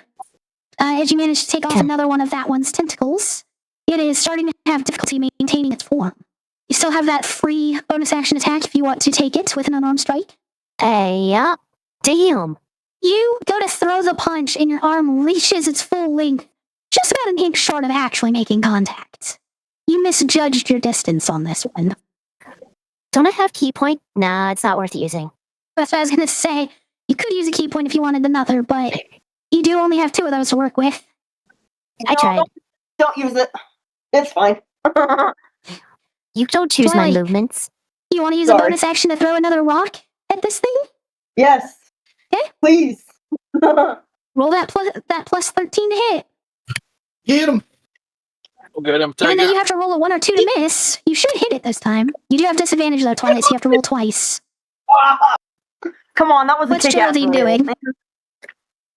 Geraldine, it will, use trust her rapier that this time will work better. She'll disappointingly will say something. Time for the shell if you want to accomplish nothing. And growl while she thrusts with a sword again. All right, roll to hit, and Twilight, you need to roll 3d8. Geraldine hits this time. Yeah. Hey, Twilight, you dealt 12 damage to it. This rock launches with incredible force, managing to cleave off one of its tentacles. So, a quick question. The necrotic damage should be calculated or not? Should be calculated, yes. So, you have it there. 23 damage. You managed to take off one of its tentacles as well with this attack. Very nice. And I'll say, what's for before? Right. It fails its strength save against Twilight's rock, because it has to make one. And let me double check. Okay, no, it is not immune to being prone. See, Twilight, you hit it with this rock, taking off the tentacle, and the force pulls it over and knocks it onto its side. Twilight, you do still have an action if you want to pull out a weapon and smack this thing, though. I want to just run over and I want to kick it as hard as I possibly can. Okay, that is going to be a d20 plus your strength plus proficiency, because all creatures are proficient in their natural weapons, which happen to be fists and legs for people. There's a plus 10 you have to hit with your leg as you take it. That is a hit, So which I is did- 1 plus strength modifier. So you deal a whopping 7 damage to it. Do I roll it? Grace, when did you get so No. strong? She's had pretty high strength this entire time, honestly. I had no She idea. does have I just She don't do does that. have a boost because she's still under the effects of the dragon's breath as well. So she does have like a +2, but her strength is normally a 20. So Can I actually use my boots of speed to kick it? yeah, that's not going to help you at all. Okay. All right. I Does just overdid anyone it. else have Geraldine? You still have a bonus action, and Pius, you still need to attack. I'm doing it. Do it, Pius, do it. Just do it. My peacock, you gotta let me fly. A Both of those 31 and a 21. They both hit. 18 damage. All right, so that's a 10 and an 8. You take off 1 tentacle with the first swing. Sweet. So, as a player, I know that those things don't, magic doesn't work on them, but as a character, I don't. So, with my bonus action, I will actually try to curse this thing. Did you Do do? I quickly realize that Okay. Are you using the curse hex effect of your weapon? yes. Or it needs, I don't remember the stats off the top of my head. Does it need to roll a save for that, or was that one automatic, the way I wrote it? No, it's automatic. But if I use the X-Blade curse, that need a save. But that's something that I need to apply with. Is a different curse. So one is the one that the weapon automatically assign, and the other one is the X-Blade curse that I need to inflict, and eventually there is a saving throw for that. And what stat is? It doesn't matter. It failed. It does not have better than a +5 on any save. Even with its advantage on the saving throw, it failed. So it is double cursed. It's still roll a natural 20, but yes, I trust you on the matter. So does it seems to take effect? Yes, both of them seem to take effect. Which, if you're using both take effect. Since your weapon's automatic, One is you can. automatic. You gave it by the blade, and the other one is the hex blade curse. Then I apply with my bonus action. So they both take effect. Good to know. Which option did you want to use for your weapons effect? Then I always inflict the better damage. That one just kind of happens as part of. I mean, the Bane or what's it called? Oh, Hex? Bane. All right, you want to apply Bane to Bane. it. There it is. He still curses the other option. All right. It is now baned, and that will roll it over to their turn. And the 4 sails will all do the same thing. Oh, no, 3 sails will do the same thing. 3 of them are going to retreat into their shells, gaining total cover. And the other one will actually go for Wrath, who is still stunned. Bring it. All with advantage. A natural 20 on one of the attacks. Okay. And that would definitely be the only one that hits is the natural 20. Which means you take 9 bludgeoning damage. That's it. From a critical hit. Okay. Dale's feeling pretty good about itself. Yeah, the sail is feeling pretty good about itself. This smacked a stunned person. Oh, my bad. They don't have total cover. They just have a bonus to AC. My bad. I read it wrong. But yeah, the other 3 all retreat into their shells. And it rolls back to you. Mm-hmm. I will immediately try to get with my free hand on the edge of the hole where they retreated in, and with the rest, pierce with my blade inside.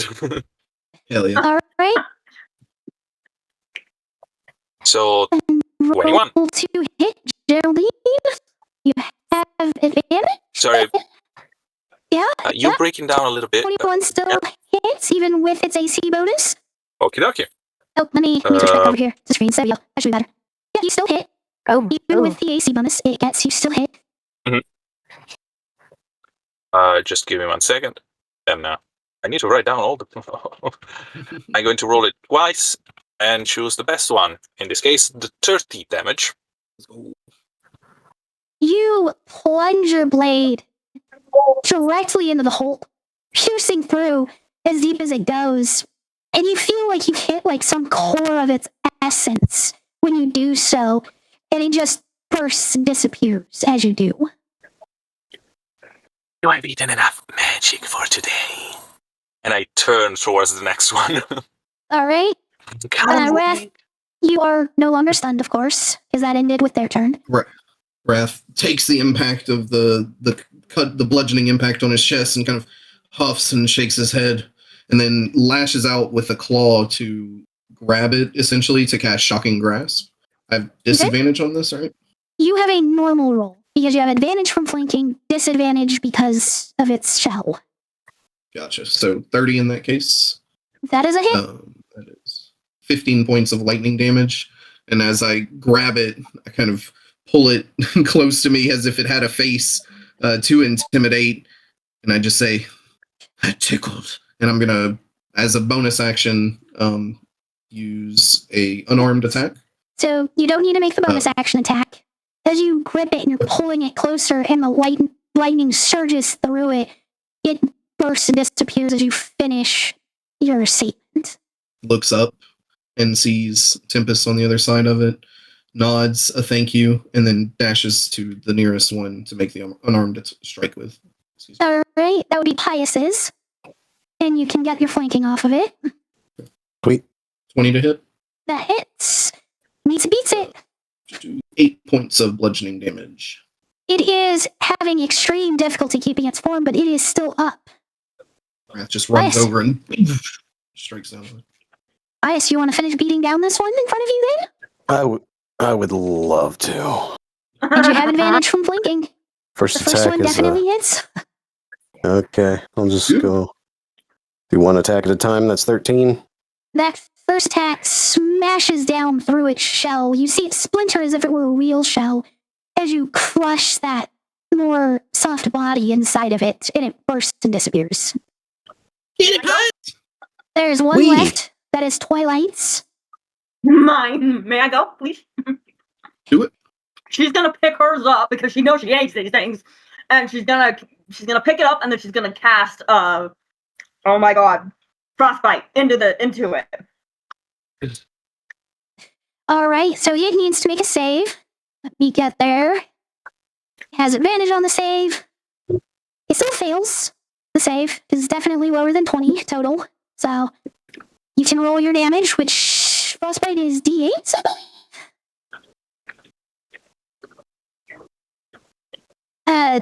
2 more D8. 3D8 total. 2D. So, yeah, 2D8 right now. All right, you deal a total of 14 damage with that. It is still alive when you do that. You also have a bonus action where you can chuck a rock at it. Oh, can I? Yeah. So roll the hit with disadvantage with the rock. Still hits, so 3d8 again. This thing is barely holding on for its life. And another one. Tempest has a I full just kind range of of hold it out. attacks, and Pius, you still technically have an attack too. I hold it out to Tempest kind of swoops in for the kill. Wait a minute before you do this. Don't make sure you just don't take off my hand, please. Twilight, Scythe comes don't down play as she's with your holding the food. snail. Yeah, the snail she's got the snail over her head, and Tempest brings down the scythe, and Twilight, as you're trying to tell her to be careful, so you run up, it comes down, and you just see the blade right between your eyes, barely touches your face, doesn't cut into it, though, as Tempest finishes off the last one. So You really shouldn't play with your food, Twilight. She's so scared. And she can't move. She's so scared. Like, oh my god, she's gonna kill me. I would have done it already. I know. Well done. We should probably not let them get the jump on us if it happens again next time. Might be worse. And for whomever is close enough to Geraldine, you guys can start to see the bruise on her chest where she's been hit at the beginning by the snail started to disappear. Wait, what happened? Geraldine healed because she killed an enemy. Above table. Oh, What happened? I thought she said she got killed because the enemy died. No. No. Every time I kill something, I recover HP. That's pretty much what's happening. Damn. Seeing this, Wrath kind of nods and looks over his shoulder at nothing, and then, as if crawling out from underneath his shirt, the little pseudo-dragon creeps out onto his shoulder and kind of nuzzles Wrath's chin, and he's going to cast Cure Wounds on him. What is his modifier, though? It'd be I forgot to charisma? list. I forgot to list that in the homebrew stuff, and variant rules, David. Things like familiars or like you get like a little sidekick is following the sidekick rules. Their level is equal to half the party level. So the pseudo dragon is a level 6 spellcaster. Okay, perfect. Good to know. It uses charisma as its modifier, is that right? Yes, because you chose to go with the whole warlock concept of it drawing power from you. Yeah. So, I've done 12 points of healing. Right. Well, we've got another hour or so, probably. I think it's time to decide on next course of action. We have the prophecy. We have information from the gods themselves. What do we do with it? You want to try to close the ritual to conclude it? That's You all also First- remember that the drawing of corpses is still on the table. Yeah. I think that should be... I think we could do that as an ultimate solution. I'm not counting that out at all, but if there's a way to do it without possibly sacrificing ourselves in some kind of manner, I think we should explore that too. So you want me to draw? It's time to perform at your best. Okay, I'll start drawing. It is going to take her about 15 minutes to draw this corpse of Pius. But Twilight, I need you to roll a dexterity check to see how accurate you can get the details. I think it's a You 6, have a right? +6. Yep, you have a +6. It's accurate. 23. Yep, it is accurate. Maybe not perfectly accurate, but it is accurate. The lights on this big Pius are off. The body has a general appearance of the melted plates and everything. And Pius, I want you to roll a wisdom save. Fuck. Is this gonna hurt him? We're about to find out. I revive 5 spell, just getting ready prepared here. Oh dear. So Oh, luckily, God. this madness save is only equivalent to touching a torment fragment, established DC 15. So you're good as you feel your consciousness being pulled from your body as if it is trying to enter this other version of you. And when I say your consciousness, I mean the other parts. Like you're on one end of the rope, the corpse is on the other, and all of those other pieces are in the middle, so it's trying to tug them towards the corpse. But you resist this and kind of stabilize your mind and break the connection between you and the copy of you. So basically, it's kind of like in Willy Wonka where they have the television set scene, and like the chocolate bar is in the one spectrum, and then it's like Kind Like, of. The corpse was acting like the TV, yes. okay. Only the teleport gun the camera didn't work. It did not pull the candy bar to the other side. I meant like he's like in bits and pieces on the ceiling, right? Everything's good. Pius, you shut off that feeling. The rest of you, though, can like visibly see the stream has the image of his face that's always being lit up by in light contorts, clearly exerting effort. Are you okay? Fine. I'm not talking to you. Yes, I'm perfectly fine. He's just staring. Can I roll an insight check? Yeah. Insight go for versus it. deception. I'm rolling as well. All right, Geraldine, roll an insight as well. 11. Oh, 11. Okay, 19. Ref. Yeah, Ref, you take him at his word. Yeah, he had a moment, now he's fine. Geraldine, you can tell that whatever just happened has definitely impacted him mentally in some way. But he's unsure, possibly, about what just happened or what could have happened. I don't say nothing, but instinctively I put myself between him and the corpse. Wrath Almost is- like I'm just checking the corpse, is everything was alright, everything okay, but my body is between them. Wrath is going to move over to the side as well with the corpse and start looking it over. What are we going to do with this? Throw it in the hole. That's the idea. Yes, we should probably do it really quickly. And Geraldine will, crouch down, her long arms grab the corpse, and slowly drag it towards the bottomless pit. Wrath will grab like the feet if you're grabbing the top piece and help you try. All right. With two of you doing it, it might take a little bit of effort for lower strength, Geraldine. Because Pius, you weigh like 400-something pounds, right? I think it's 350. Yeah. Either way. But yeah, the two of you are able to, basically drag it along. Not necessarily fully lift it off the ground, but you don't necessarily need to lift it all the way. Are you guys gonna throw him down the stairs? Because that would be awesome. Pretty much. Yeah, so it takes about 10 minutes for you to get over to the hole, and you go to toss the body in, and it tumbles down the stairs. Pius, I need you to make another wisdom save. A little better this time. You're good, because this one also hits harder at a DC 17. So you still barely managed to pass, as the past, or your past, more than the actual past, alters itself. And you get a flash of vision, and it's the scene where Tempest drove her scythe into your back from behind as you see your own corpse come out of this hole in the vision, and you know that this is an alteration to what had happened previously. But then it ends as you die in this alternate timeline. Pius quickly, jumps 180 degrees and faces behind him and kind of backs away. You okay there? No. That's not real. It's not real. Did I feel her scythe going into my back? Yes, every last bit as if you were really there when it happened. Oh, may I put my hand on your shoulders? Just kind of like, hey, it's okay. I'll have to pick you up first. You're awfully short. I'm fine. I'm fine. I don't Seemed know how to very fine. respond to that. Well, in the vision, I wasn't fine. But me, right now, right here, I'm okay. Physically. So, Did anything else change around us? Did it work? Did my idea of something work? Geraldine, you don't notice that anything has changed. Everything seems exactly the way it was the whole time.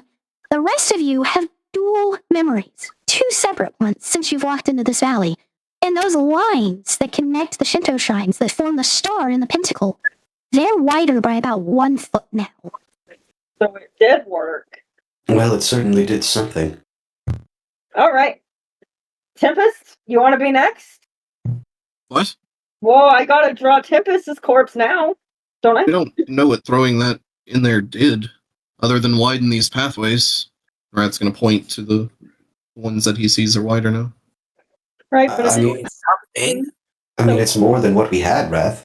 right. So should I do Tempest next, or do you want to go Wrath? As long as you get my good side. I mean, I could probably do. Nah, never mind. I won't even go there. But all right, Oh, good lord. I won't go there. All right, Tempest. Geraldine is looking everyone with a perplexed face. Yes, relax your face. Not like that. Quit doing the duck pose. Come on. I'm going to kill her soon. So it took about 10 minutes to drag the corpse over, plus 15 minutes drawing it. This next one will take another 15 minutes. So at the time it's done, it has been about 40 minutes since the last wave. Whenever she started on this, Wrath looks at the others. I'll be right back. And he is going to dash as fast as he can to the middle point between the nearest 2 shrines. Like on the outer And- circle? Yes. Okay. And he's going to look between the 2 and try and judge how far apart the pathways or whatever is carved that we're seeing widening, how far apart that is at this point, at this junction. So they're all I have a question. basically the same distance. What you saw is the damage to the ground. It made up the lines of the pentacle, so like the actual star shape of it. And they're wider, but they're still like the same length from one point to the next. And this is, I'm sorry, I'm not understanding exactly what is widening here, maybe. The damage to the area is widening? So you know how you draw a star? Yeah. Dragging one line from point to point? Those lines that are drawn as a star, those are widening. Right, and that's just, is it like a pathway on the ground? Is it like just a barren space in the ground? It's kind of like a small trench that's broken into the ground. And so the trench went from being like 4 foot wide to about 5 foot wide. But the lines themselves still only go from one point of the star to the next. And how deep is this trench? It's about 2-3 feet deep. Very easy for you to get over ultimately. Most of you have more than enough strength to make that long jump.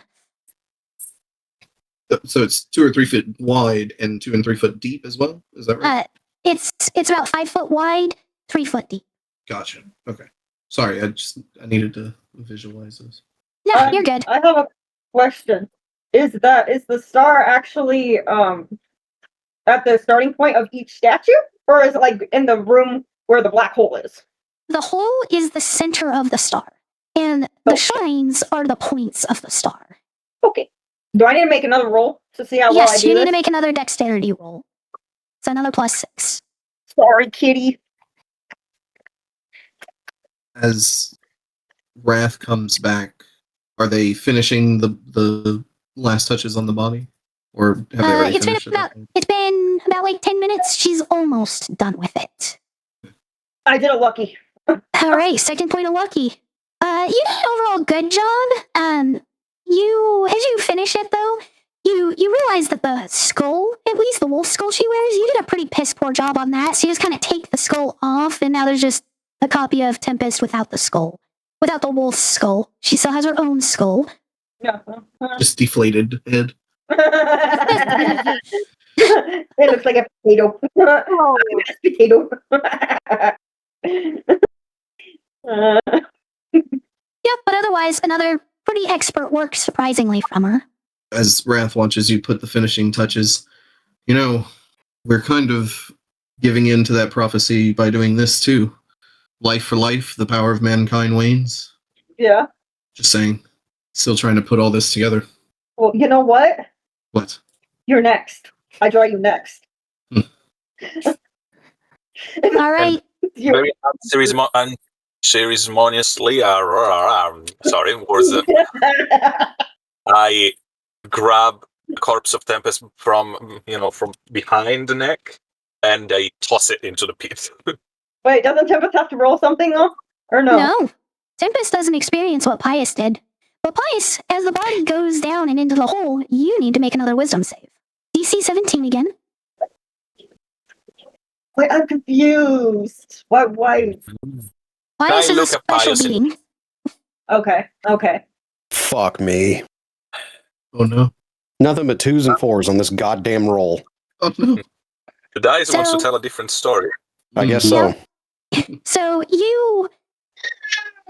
This time, it kind of hurts your head as you see, like, 2 separate scenes laid over each other in this vision. The one you just saw with your own corpse coming out, but then another one with Tempest's corpse coming out at the exact same time and landing side by side.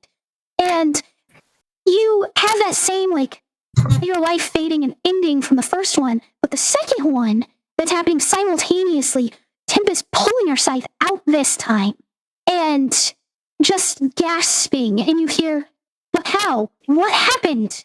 I died?" And then you kind of snap back, and now the entire world looks like 2 versions of itself layered over each other.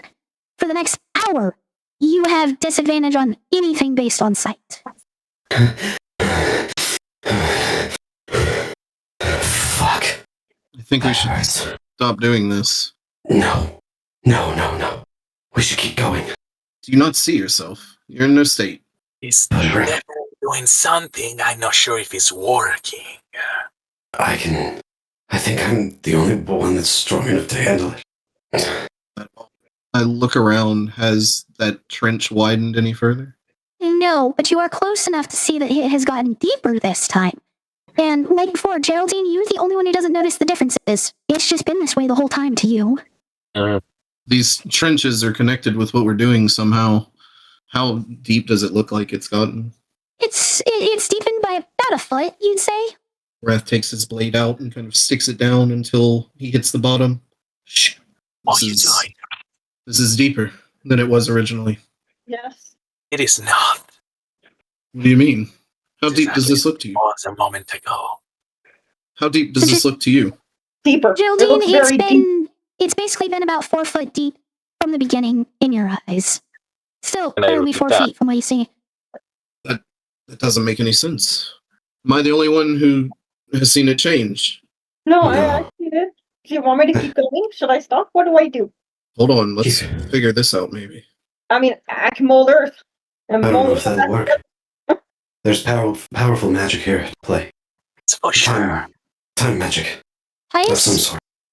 you have the highest insight here. Passively. There's a very immediate difference that comes to your mind between Geraldine and the rest of you. To the best of your knowledge, she does not have a real person in her head, but all of you do. Wait a minute. Geraldine, hold out your hand. Someone grab a torment fragment. What? Okay. Wrath, do you trust me or not? Geraldine off her hand. I pull out my torment fragment. Somebody put a torment fragment in her hand, please. Okay, I'll do it. Is this the right time to play with this? Super excited. Yes. I grab it. Trust me. Grab. Geraldine, wisdom save, DC 15. Okie dokie.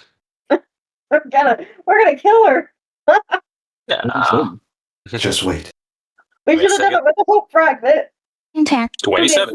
27 is amazing, but this is where I will ask you, because we talked about it before, and I said it would be your decision that I won't force it on you. Do Enough. you want to try out the whole real person in the character's mind? Do you want to try that out? No, Geraldine is there. I already have too many people in there All right. for taste. So, what flows into your mind that you're kind of able to shrug off is essentially the scene that's going on right now. I am describing this. She can hear my words, and she can see your camera, what's showing in our Discord chat right now, and she can see you. And she can feel some type of connection to this man that she is seeing and hearing my voice. At the same time, this sense that her world is a work of fiction of another world. And as she hears me say that, that's when the vision ends and she snaps back to. But she's able to maintain her composure and not let that idea take over. And I stare at the fragment and I play with it between my finger. That was fascinating. Come again? How do you feel? What do you mean? I feel fine. And I end it back. But there is a little bit of reluctance in the gesture. Why did it not work? Shit. Either way, Whole fragment. there's a difference between what you're seeing and what we're seeing. It's because she doesn't have someone in her head. How would that change it for us, though? I will disagree on that. It's the only thing that makes sense right now. Should we try it with the whole fragment? No, I don't think that will make a difference. Unfortunately. You say it like it's a bad thing. Well, it's not necessarily a bad thing. But it's something we all share in common, except for you. I just thought it might help. It was worth a shot. Absolutely. I just wanted to say that whatever is in my head took all the space. Good to know. Good to know. Either way, I feel like we're empowering something here every time we throw a body in.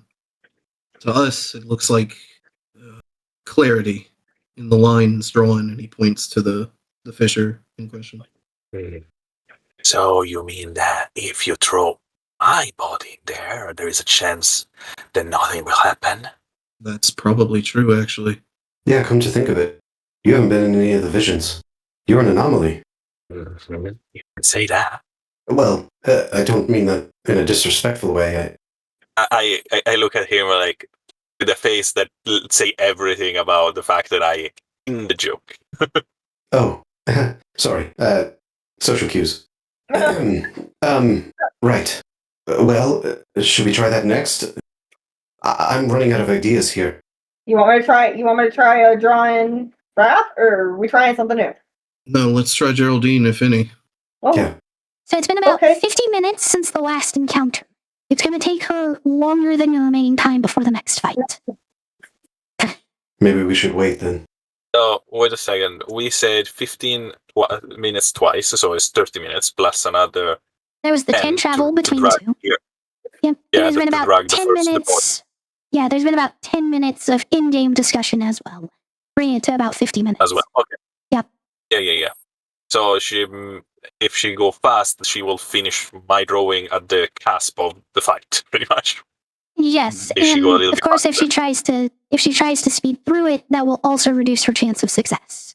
But- But there is someone in this group who's actually proficient with drawing, painting. Pius looks at Wrath. What? What did I do? all right. You Here can you draw go. better than any of us. Just don't use all the paints, please. I'm trusting you with this. Yeah. Please don't use all my paints. Snatches it out of her hand. All right. Stand still for me, Geraldine. And it's just a, what you call it, painter's supplies check? Yep. So it's dexterity plus proficiency because you are proficient. All right. And seeing as So there is that's a perception base to it as far as a skill being applied, that means you have advantage to counteract the disadvantage from trying to do it quickly. So you have a normal Sweet. roll. Oh, a normal roll. Yep. Shit, let me roll it again then. Sorry. 28. Oh boy. Masterpiece. You even get the identical look, dead eyes that she really has on this corpse, like a perfect replica. Which And you the know is fact kind of is, I strange that think this that- corpse is literally identical to the living Geraldine. Yeah. The probably the only difference that I move, that one doesn't. Well, until we throw it into the pit, then it'll start Yep. moving. Oh god. Geraldine touch her own body with, the curiosity of someone that just poking something for, weird that they see for the first time. I was like, and you guys see her salivating. Everything okay? Yes. And she just lingered a little bit too much on this. Almost like she forgot the fact that we need to throw it in the pit. Right, off it goes, and I will, like, shadow box punch and cast Gust to get it rolling over the edge. So the corpse is, of course, only just like a couple feet away from the edge of the pit, and the gust kind of lifts it off the ground, so it bounces off the first stair, down a couple more, and keeps bouncing till it goes through. And then, Pius, I need you to make another wisdom save, this time DC 19. Oh, shit. Way better. 32. How's a 32 for your ass, Let's motherfucker? go! Yeah! So you are good. As you see the same scene for a third time, this time just the new one, though, and not the old ones. As Rath's body comes flying out, or not Rath's, your own body comes flying out, Tempest's body comes flying out, Tempest is pulling the blade out, freaking out because how did she die? And then Geraldine's corpse comes out. And Tempest, in this scene, goes from gasping to a straight shriek and shouts, "Who is that? What changed between this cycle and the next?" And that's when you die in this iteration of it and come back. And you can feel the memories there of having not known whoever just came out of that hole. The lines in the ground are unchanged this time, though. And you don't readily notice any differences. I think I'm starting to understand. That hole is a wormhole to different timelines, different instances where we all die. Yeah, we kind of already established that in the very beginning. We just didn't say it. Tell me a worm lives in there? No, you see it. When you talk about space-time, and then Pius starts going off about space-time theory and wormholes and time travel, shrinking space down. As you do, and the bell rings. Wrath is nodding. You can tell he's not following at all as he's pulling his blade out. And that is Einstein's theory to relativity. In all of this, Geraldine is still crouching at the edge of the... The bell keeps ringing. What were you saying, Geraldine? Oh, Geraldine is still crouching down, looking at the edge of the pit, almost missing her own body. It's like, it's gone. So something you noticed this time is that there was one bell, and then two, and then three. This time, you hear the bell ring 7 times. And the voice calls out again. You must have changed the timeline. That's it. That's the power I need. More, I will have it all. Every time you change things, time progresses faster. The hole opens wider, and I get closer to being able to save us both. I don't need you to save me, Druindar. I need you to stop. Come talk to me. We can work something out. No, Druindar, a name. It's not me. I'm not him anymore. No, I'm not the doctor. I'm not the doctor. No, I will have control. I am the master. For you who missed it, yes, that is a Doctor Who reference. Nice. Do we hear that voice? Or is it just Yes. Pius that hears it? All of you hear it as it echoes out across, and the shadows are beginning to take form more. But that is where we will end tonight, and we will start with the shadows, and I will send a picture of what the creature looks like that they are taking the form of next time. We are going to go raid Kelta. Go show him some love. He is an amazing little furry streamer. I'm constantly in his streams chatting him up. Next week, we will, of course, be back to continue this venture into controlling time. And as always, I love you. Bye-bye, Kupo. Right, so no more throwing bodies into this thing. Yeah, no more of that. I just want to talk to him.